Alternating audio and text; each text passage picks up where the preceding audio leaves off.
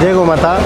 मी मिलिंद राऊत. आम्ही राशीन नगर जिल्ह्यामध्ये कर्जत तालुक्या या ठिकाणी राशीन या गावी यशोदानंद गोशाळा चालवतो. त्या ठिकाणी कत्तलखान्यामधून वाचलेल्या आज रोजी खिल्लार जातीतील 80 गायींचं संगोपन आम्ही त्या ठिकाणी करतो. आणि दूध हा विषय काहीच नसतो. कत्तलखान्यातून वाचलेले गायी असतात, त्याच्यामुळे दूध नाही.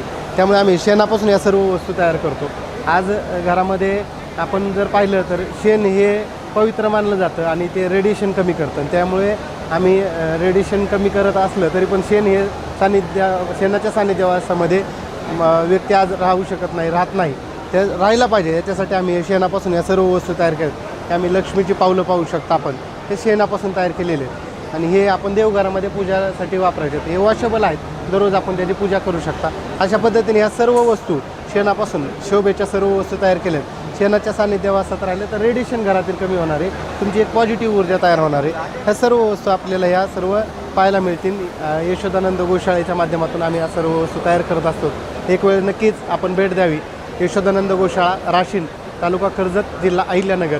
आमचा संपर्क नंबर आहे 73 50 12 5007.